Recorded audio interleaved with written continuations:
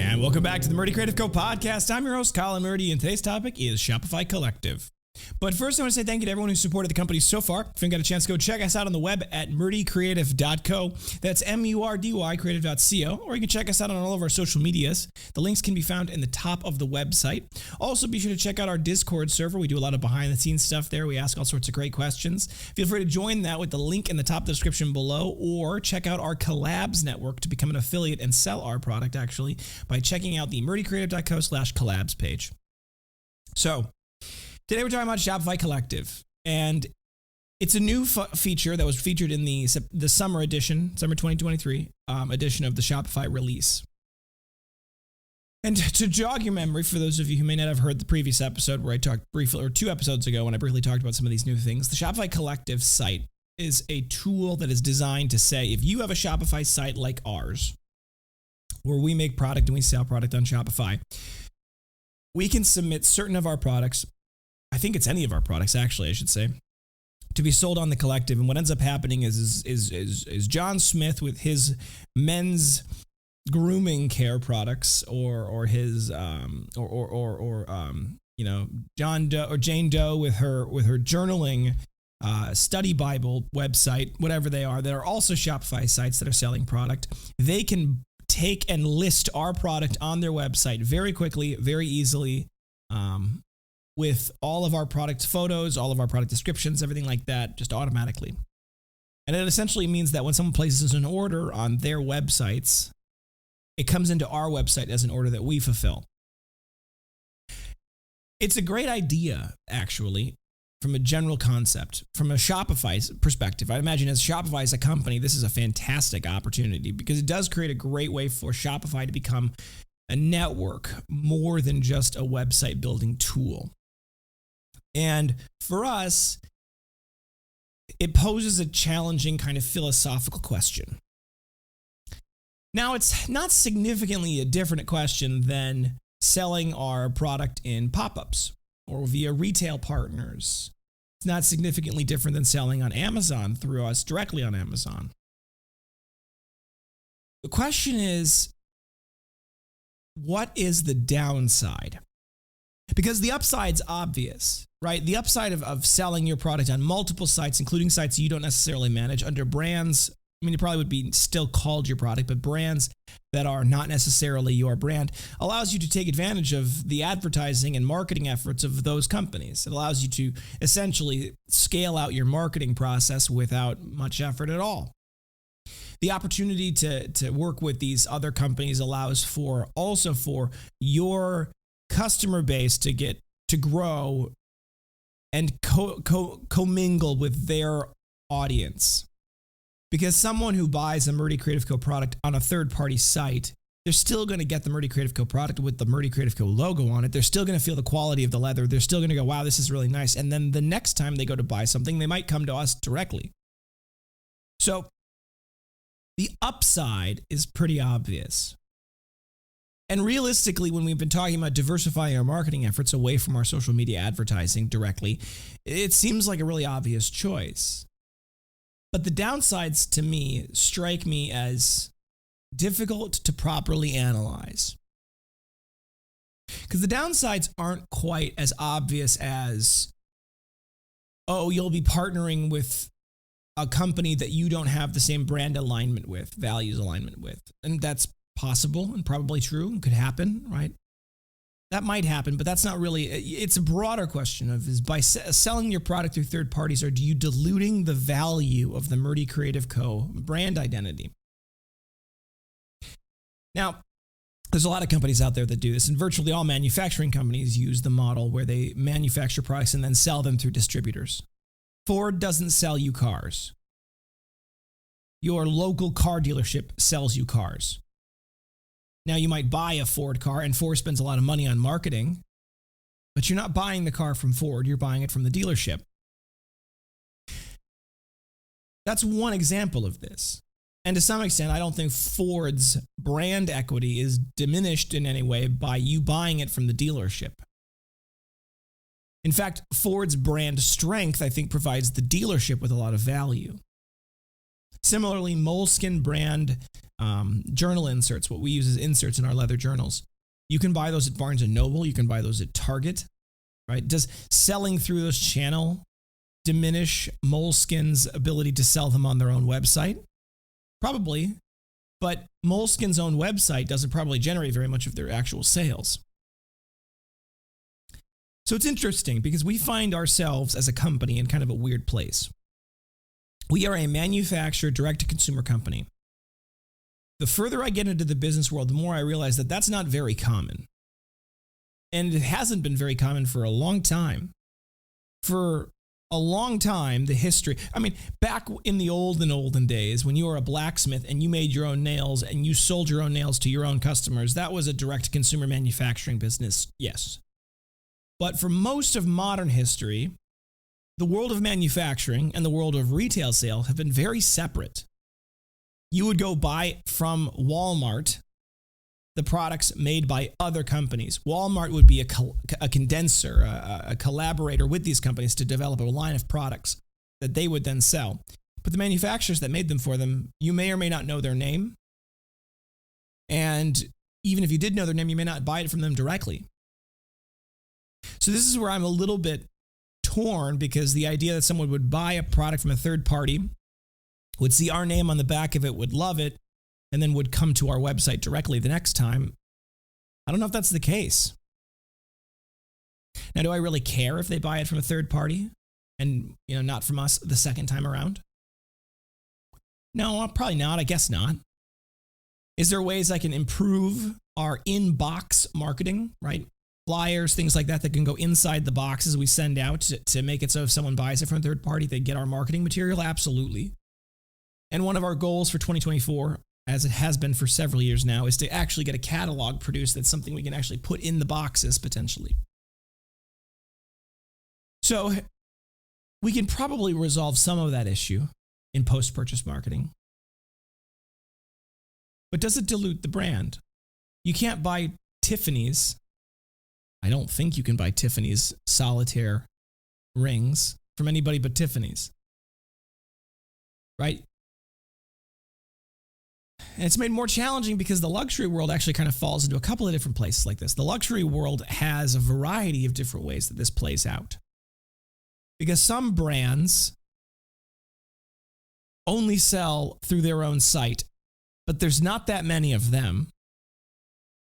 And then there's a lot of that mid-luxury tier, like Coach, for example, where Coach sells through a lot of different retailers. And you can buy it from Coach directly. So I'm torn on this. Because I'm torn on this, I think I'm going to end up going into the direction of probably trying it. And the question will be, what do we try it with?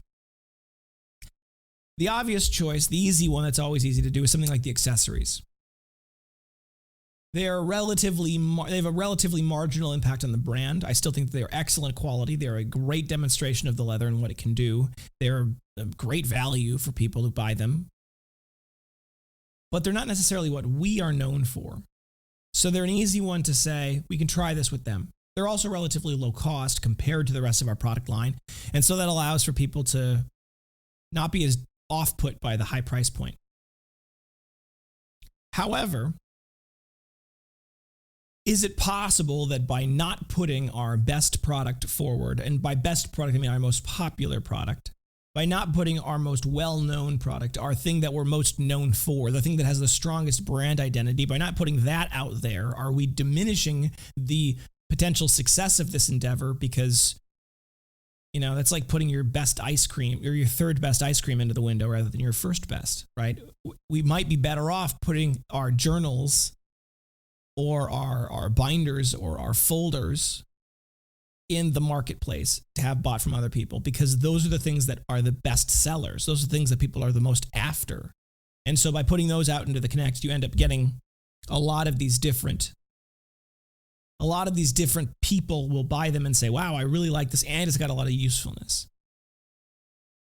I don't know. To be honest, I need to do a little more research into this.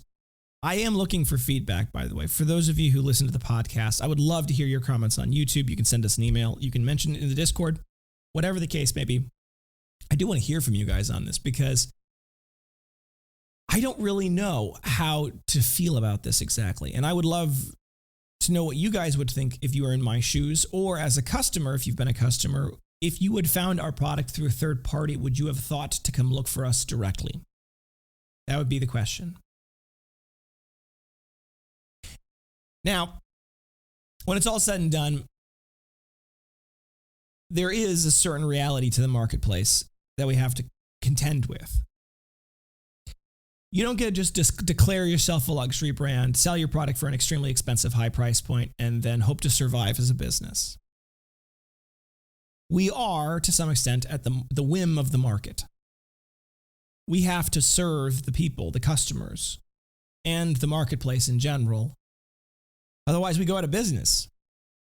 So as our social media marketing becomes less and less effective due to the various efforts and effects that are part of the marketplace in that world, we will need to try other things. And the question will be, how can we do those other things while maintaining our strong identity? How can we do those things while best catering to our customers? How can we do those things while expanding our audience in ways that are good? Bring in new people into the Murdy Creative Co team that have a love of the product and things like that. I don't have a good answer for it. It's tricky. So I want to hear from you guys. Please tell me what you think. Tell me what your concerns are with this if you have any. Tell me what you like about it, what you don't like about it. I want to know. I want to start a dialogue on this because you guys are the best source of information. As podcast watchers, you guys have put yourself as the creme de la creme in the Murdy Creative Co hierarchy for me, because there are not very many of you that reliably listen to the podcast. And so those of you that do are obviously very engaged and very involved in the company. And I want to hear your thoughts on this topic especially. So please, please, please let me know what you think. Thank you guys for tuning in. Be sure to check back in on Thursday for the next topic. And don't forget to check that subscribe button as well as the notification bell to get notified of the next episode. If you have any questions, concerns, issues, whatever the case may be about your product, you can feel free to reach out to us at murdycreative.co. That's M-U-R-D-Y, creative.co. You can contact us on the main page of the website on the contact form there. We also have an FAQ section for easy questions if you're curious about something. We want to help you there. If for whatever reason that form isn't working or whatever, you can send us an email directly, sales at murdycreative.co, sales at murdycreative.co. That's our direct email. Or you can give us a phone call, 414-434-9001. We're available Monday through Friday, 8 a.m. to 4 p.m. Central Time. You can also text us at that number as well, 414-434-9001. We really do want to speak with you. We want to help you. If you have any issues whatsoever, if you're unhappy in any way, we want to take care of you. It is critically important to me that everyone has a good experience with the company. If you have a quick question or you want to place an order over the phone, we can help you with that. Alternatively, if you want to leave us a review, we would love to hear from you. We have a lot of good reviews, and every time someone leaves us a review, it makes my day. It really is encouraging to hear the good words that people have to say about the product. It is so easy to come into this workshop every day, make product, put it in boxes, send it out the door, and never hear anything again. And as much as I am willing to do that till the day I die, it always means a lot to me when someone takes the time to say, we really like it. And when someone publicly endorses something on our Google reviews or on Facebook reviews, it really helps the company a lot. People read reviews. In fact, people read reviews a lot, and they really want to get some honest feedback. So please, please, please, please, if you want to leave us a good review, go to murdycreative.co/review. If you want to read our reviews, you can go to murdycreative.co/reviews, and that is an area where you can read through the reviews that we have on Facebook and Google and all the other places. So check that out. Word of mouth is the best form of advertising, so please tell your friends, tell your families about something like that. We do have our new affiliate program beyond our Smile Rewards program, so you can join our rewards program without joining our collab program. The rewards program gets you a percentage back on every purchase you make, and when you share it with the friends and family, you get $5 off. You get $5 when they make the purchase. It's a good way, a little way to get into it. However, we have a more industrious, a more robust program that we just launched called Shopify Collabs on the Shopify Collabs network called murdycreative.co/collab. That affiliate marketing program means that whenever people use your link that you give them, they get 10% off their first purchase and you get 15% on a commission on that purchase. Now, this is new for us, and this program is something I'm really curious to see how it goes. What that means, by the way, is if you want to become your Murdy Creative Co rep at your company, if you want to become the Murdy Creative Co rep for your friends and your family, you can. You can help them place orders and you can make sure that they use your code. You can help talk to your boss and say, hey, I can get you guys a good discount. You can just get a discount through me and I'm happy to set it up. We want to help you with the affiliate program to get good at this. So you could become a sales rep for the Murdy Creative Company all through the affiliate program, and it'd be a great place to start. And if you're really good at it and you sell a lot, I'd love to talk to you more about what we can do to help further. So check that out. If you want to have any podcast topics you want to hear more about, send them my way. I'm always looking for things to talk about. If you're looking for multiple binders, journals, folios, accessories, anything else we sell, please feel free to check out our bulk discounts. They are built directly into the cart. So all you need to do is add everything to your cart. You can mix and match to your heart's desire. And once you hit that minimum order quantity of 5 eligible items, the first bulk discount tier will kick in and it goes up from there. One thing to note, you can get anything you want engraved on the product that is not copyright protected, or you can get anything that is copyright protected if you have permission. So we have no minimum order quantities and no setup fees for our custom engraving. It is a simple flat fee, normally $15 per item, and you can get just one if you want. We have no minimum order quantity and no setup fees. The bulk discount does actually also affect that thing as well. So if you get a custom engraved item and you get a bunch of them, not only do you get a discount on the product itself, but you get a discount on the engraving as well. To check that out, you go to any of the product pages, check the blue button that says Add Custom Logo. You click on that, it'll launch the customizer. Be sure to go into the exclamation point with a circle. You click that says Product Variations, and make sure to select in there the color and the insert and other things that you want. It does not remember it from the product page. We're still working on making that functionality work if we can get it to work. So check that out. We'd really appreciate for you guys to get that custom engraved stuff. It really does mean the world to us to make it special for you. So check that out. Thank you guys so much for tuning in. Have a great day, and goodbye.